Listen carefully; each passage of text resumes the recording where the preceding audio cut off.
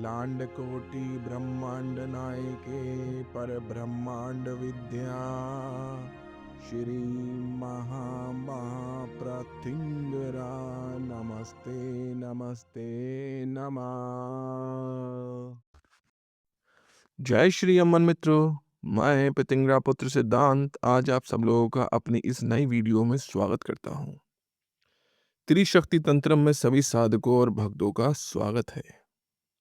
आज हम अति गुप्त नवरात्रि यानी कि चैत्र नवरात्रि के बारे में चर्चा करेंगे और इसके बारे में जानेंगे और कुछ अत्यंत महत्वपूर्ण और अति गुप्त जानकारी आप सबको प्रदान करेंगे। तो शुरू करते हैं अपनी ये वीडियो और जानते हैं चैत्र नवरात्रि असल में किन देवियों की पूजा की जाती है। देखिए, अति गुप्त नवरात्रि यानी कि चैत्र नवरात्रि आ रही है। इसका जो समय है वो 19 मार्च से लेके 27 मार्च 2026 तक है। ये 8 दिनों का समय, इसको चैत्री नवरात्रि बोलते हैं। एक महत्वपूर्ण बात जो आपको कोई नहीं बताएगा कि चैत्री नवरात्रि में अश्विन नव दुर्गाओं का पूजन नहीं होता है। लोग क्या करते हैं, जो अश्विन नवरात्रि की दुर्गाएं हैं जैसे कि चंद्रघंटा, कूष्मांडा, महागौरी आदि, इनका पूजन चैत्र नवरात्रि में करते हैं। फिर इन्हीं का पूजन गुप्त नवरात्रि में भी करने लगते हैं, जबकि गुप्त नवरात्रि बिल्कुल ही अलग विषय है। गुप्त नवरात्रि में भी अश्विन नवरात्रि की दुर्गाओं का पूजन बिल्कुल निषेध है, नहीं होता है, लेकिन लोग समझते नहीं हैं। माघ मास की नवरात्रि और आषाढ़ मास की नवरात्रि, इसको गुप्त नवरात्रि बोलते हैं। माघ मास की नवरात्रि में श्री राज श्यामला माँ की पूजा होती है, इनको समर्पित है। और आषाढ़ मास की गुप्त नवरात्रि श्री महावाराही, इनको समर्पित है। ये एक अलग विषय है, लोग इसको ठीक से समझ नहीं पाते और कुछ पंडित लोग लोगों को बेवकूफ बनाते रहते हैं। ये जो चैत्र मास की नवरात्रि है, इसको अति गुप्त नवरात्रि क्यों कहा जाता है और इस नवरात्रि में कौन सी नवदुर्गाएं आती हैं?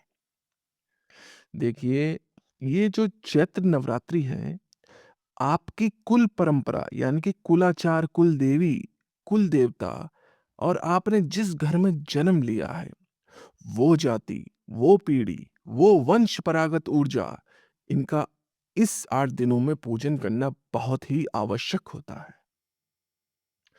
इन दिनों लोग अपनी कुल देवी के दर्शन को जाते हैं, कुमारी पूजन करते हैं, ब्राह्मणों को बुला के नवचंडी पूजन करवाते हैं, शतचंडी पूजन करवाती हैं एवं जो कुल देवी की प्रतिमा जो स्थापित है, वहां उनका पूजन होता है। अश्विन नवरात्रि से बहुत ज्यादा ऊर्जा जो कुल देवी को लगती है, वो चैत्र नवरात्रि में लगती है। यानी कि अश्विन नवरात्रि में जो ऊर्जा उत्पन्न होती है, उससे कई गुना अधिक ऊर्जा जो है चैत्र नवरात्रि में उत्पन्न होती है, जिससे हमारी कुलदेवी को उनको शक्ति मिलती है। इसे कुलाचार के लिए बहुत महत्वपूर्ण माना जाता है।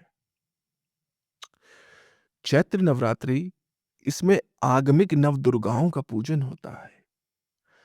ये आगमिक नवरात्रि भी इसको कहा जाता है। इनमें जो नवदुर्गाओं का पूजन होता है, वो इस प्रकार है।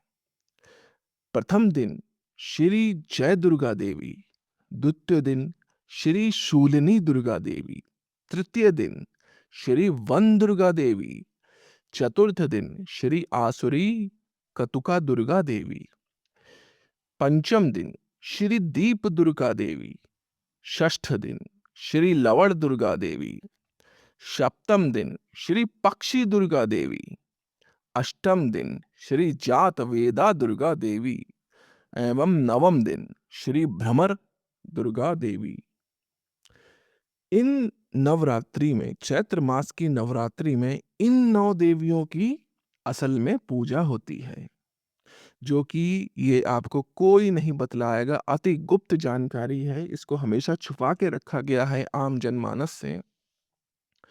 क्योंकि ये जो नवदुर्गाएँ हैं, ये दिव्य एनर्जी हैं और इन्हीं को आगमिक नवदुर्गाओं भी कहा जाता है और ये अत्यधिक तामसी ऊर्जाएँ हैं। इसलिए इनको छुपा के रखा गया है और इनका पूजन ही चैत्र नवरात्रि में होता है।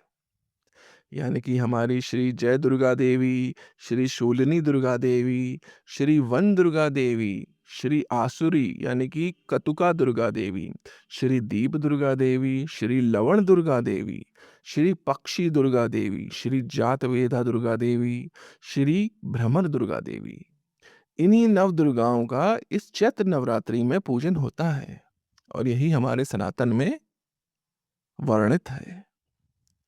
तो आज मैंने आपको चैत्र नवरात्रि के प्रति एक अत्यंत गुप्त जानकारी प्रदान की है, जो कि हमारे आदि शक्ति के विभिन्न रूप और किस प्रकार इन नवरात्रियों में इनको पूजा जाता है, वो मैंने आपको बतलाया है। दरअसल चैत्र मास ये हमारा नववर्ष है। हम जो है अब नववर्ष में एंटर करते हैं, कर चुके हैं। तो यहाँ पे ऊर्जाओं का जो है विघटन होता है और इन्हीं ऊर्जाओं से अगर हमको ज्ञान हो तो हम इन्हीं ऊर्जाओं से लाभ प्राप्त कर सकते हैं और अपने जीवन को सुखमय भी बना सकते हैं। ये जानकारियां इसीलिए ही छुपाई गई हैं कि लोग इनका गलत उपयोग भी करते हैं।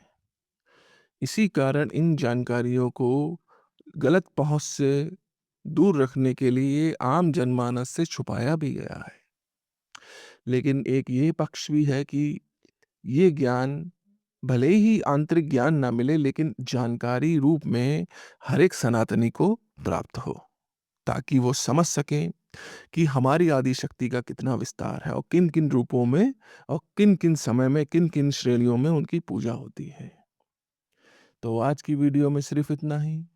अब हम अपनी अगली वीडियो में मिलेंगे। तब तक के लिए जय श्री अम्मा मित्रों, जय जय श्री अम्मा मित्रों। इस पवित्र यात्रा में हमारे साथ होने के लिए धन्यवाद। शक्ति के एहसास से को भीतर की शक्ति को जगाने दे। श्री वाराही, बगलामुखी एवं प्रत्यंगिरा अम्मा के बारे में ज्ञान प्राप्त करे, अभी सदस्यता लें और तंत्र और परिवर्तन के मार्ग पर चलते रहें। जय श्री अम्मा।